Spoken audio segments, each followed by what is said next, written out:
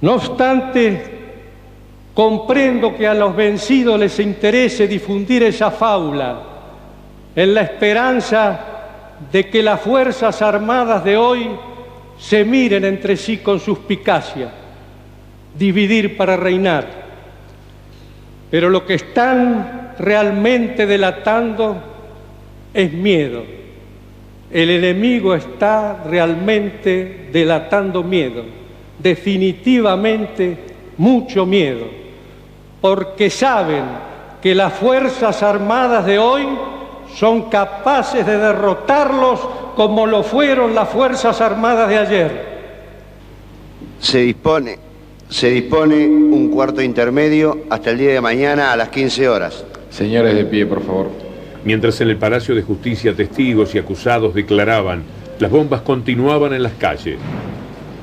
Pusieron una bomba a uno de los jueces de la Cámara Federal, que era D'Alessio, que luego fue Procurador General de la Nación, y que yo hice declaraciones públicas en aquel momento que los que colocaban esa bomba, D'Alessio tenía muchos hijos y era en la casa de él,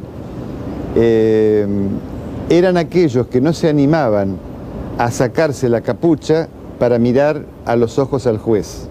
En ese clima, el 22 de octubre de 1985, se declaró el estado de sitio por 60 días.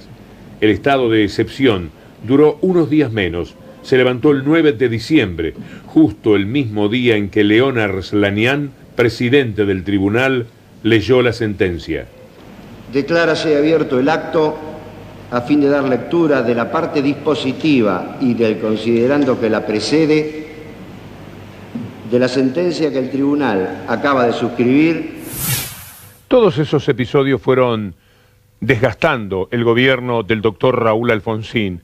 La transición no era fácil. Pelear contra tantas corporaciones como las que debió enfrentar le resultó finalmente algo que terminaba siendo amenazante cada día para su gobierno. En mayo de 1989 tuvo que decretar nuevamente el estado de sitio. En esos días se preparaba lo que sería el golpe final, el asalto institucional que por primera vez sufría la joven democracia. El presidente Alfonsín anunciaría que iba a declinar su gobierno y lo iba a hacer entregando el poder bastante antes de diciembre de 1989. Pocos días después de decretar el estado de sitio, se hizo el anuncio. Allá en La Rioja estaban reunidos el hombre más importante del manejo periodístico de la República Argentina, Héctor Mañeto, y el presidente electo, Carlos Menem, preparando lo que en realidad no era el 12 de junio de 1989, sino el 1 de enero de 1990. La aciaga segunda década infame del siglo se ponía en marcha. En mayo de 1989, Carlos Menem ganó las elecciones en medio de un clima político y económico caótico. La inflación se descontrolaba. Pocos días después de las elecciones, los tiempos se aceleraron. Vamos a hacer no solo una economía de guerra, va a haber un gobierno de crisis. El 21 de mayo renunció el equipo económico. El 22 y 23 se declaró el feriado bancario. Licenciado en Economía, Jesús Rodríguez. El 28 de mayo comenzaron los saqueos. Están ingresando de todas formas. No cuesta relatar. Hay hostigamiento. Vean ustedes, las imágenes son elocuentes. Fue tremendo, fue malo. La mecha se encendió en Rosario. De haber tratado de negociar la entrega de alimentos, esto terminó en un desbande general y la policía actuando. 2 días después, había saqueos en todo el país. Mientras que los grandes supermercados eran custodiados por la policía, la gente fue por los negocios del barrio, los almacenes del vecino. Esto me gané la vida y me lo hice de a poco, solo me lo hice. Me han destruido y me han robado todo. Vamos a defender el barrio hasta la última consecuencia. Mira cómo le hicieron, volcaron pintura. Esto no es hambre. ¿A usted le parece que esto es hambre, no? Todo esto es nuestro. Todos venimos a comprar barato acá. Les voy a abrir. Que trabaje tranquilo, ¿ves? Acá abren. Guarda un estallido de vidrio. un estallido de vidrio.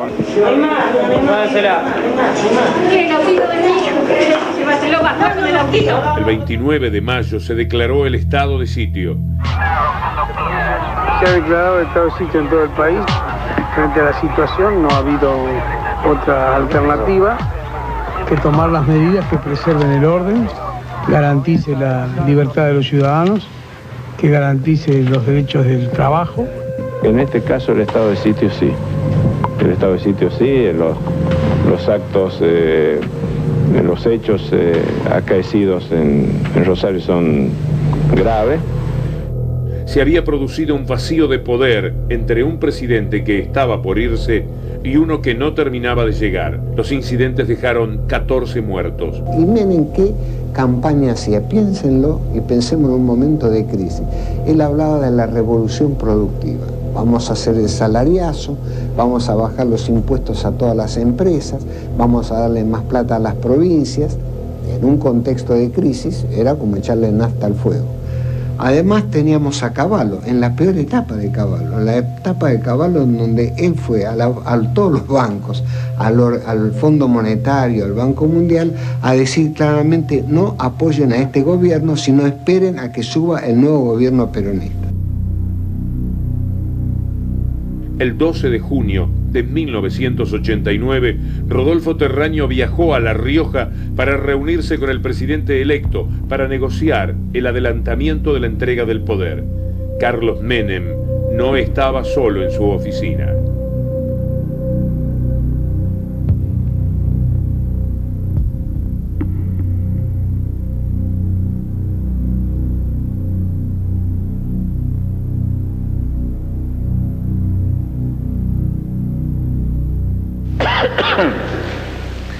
Concluidos los procedimientos previstos a ese efecto, he resuelto resignar a partir del 30 de junio de 1989 el cargo de presidente de la Nación Argentina con el que el pueblo me honrara desde el 10 de diciembre de 1983. Tengo la esperanza de que sobre esta decisión no se ensayen explicaciones especulativas. No se trata sino del estricto ejercicio de la responsabilidad política de anteponer el bienestar del país a cualquier otra consideración. El señor presidente de la Nación ha expresado con toda claridad que resigna su cargo el día 30 de junio. Y nosotros estamos dispuestos a asumir la conducción de la República Argentina el día 30 de junio. Diciembre de 1990. Menem ya es el presidente, pero tenemos otro levantamiento. El coronel Mohamed Ali Zeinaldin se levanta en armas, toma el edificio Libertador, muy cerca de la Casa Rosada, y el presidente Menem tiene que decretar el estado de sitio y después aceptar finalmente el indulto para los militares.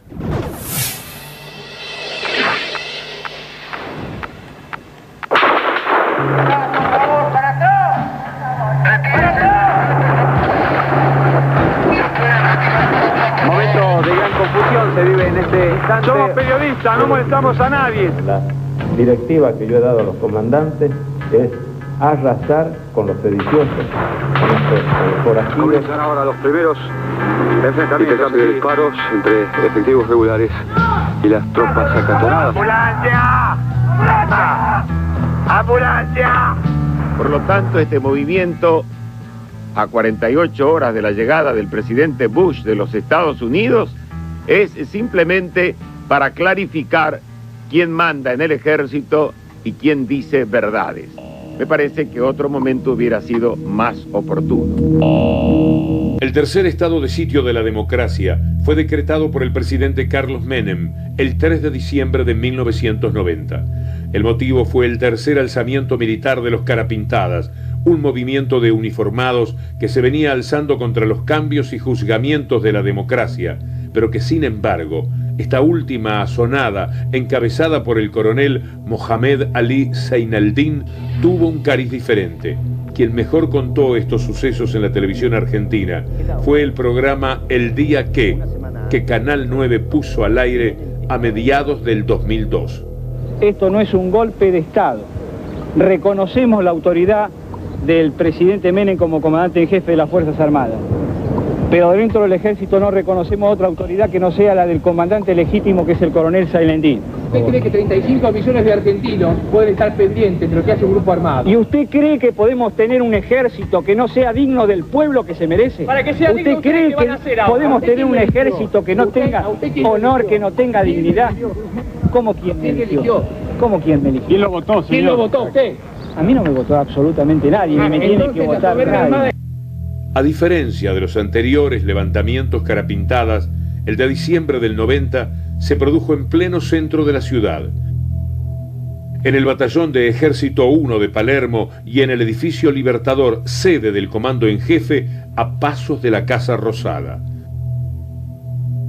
Aquí tenemos otro material que más o menos hemos filmado alrededor de las 9:15 de la mañana en el edificio Libertador. Es decir, que lo veremos más iluminado.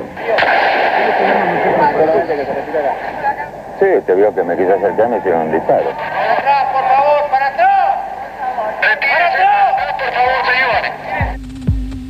El comandante de los sublevados en el edificio Libertador era el ex capitán Gustavo Breide Obey.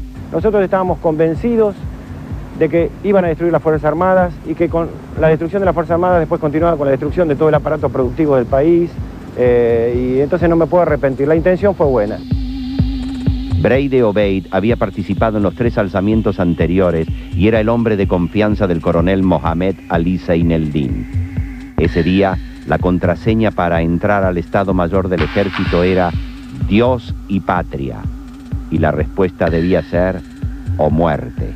A las 4 el edificio estaba tomado, tardamos un par de horas recorriendo piso por piso. Simultáneamente se ocuparon la planta TAMSE, el Regimiento 1 Patricios y el Batallón de Intendencia de Palomar. El cuartel del Palomar fue el primer foco rebelde que cayó a media mañana. Otra diferencia de este levantamiento es que la voluntad de represión de parte del Poder Ejecutivo fue firme e inmediata, y contrario a lo que le había pasado al presidente Alfonsín, al que las tropas no obedecieron, Menem sí contó con tropas leales, decididas a reprimir a los que el presidente no dudó en llamar forajidos. La directiva que yo he dado a los comandantes es arrasar con los sediciosos, con estos forajidos, que ya bastante daño le han causado al país. Esta es la zona crítica, quizá la más, desde que empezó este conflicto. Es una situación confusa. Vení. Son albatros, tranquilo. Instante 11:05 de la mañana y se registra otro fuerte tiroteo, especialmente desde la terraza del edificio Guardacosta. Las balas prácticamente pasan a escasos 5 o 6 metros. Esta vez la violencia armada de uno y otro bando fue inevitable, y no solo la sufrieron los uniformados. Un documento impresionante es este dramático momento en que el periodista Fernando Carnota de Radio Mitre es herido en la cabeza. ¿A quién le pegaron? Al periodista Mitre. Al periodista Mitre. Al periodista Mitre. ¡Ambulancia! ¡Ambulancia! ¡Ambulancia! No nos podemos mover. No podemos auxiliarlo. Parece que perdió el conocimiento. Y comienza el egreso de la zona de insurrección del grupo rebelde de la Prefectura Naval Argentina. El edificio Guardacostas fue recuperado a las 2:30 de la tarde, pero aún faltaba lo peor. En el edificio Libertador se encuentran además unos 100 sediciosos al mando del ex capitán Obey. Más que asaltar el Estado Mayor era ocupar el Estado Mayor. Fue incruento, nosotros no disparamos un solo tiro.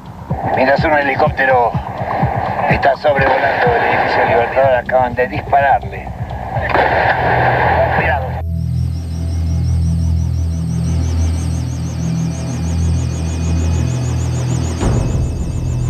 Usted vuelve de visitar a los heridos, están en una condición que le podría haber tocado vivir, ¿verdad? Porque su helicóptero fue baleado. Sí, fue baleado y cuando llegaba aquí a Casa de Gobierno en la explanada, Antes de descender, 2 impactos de bala, por suerte sin ninguna consecuencia para nadie.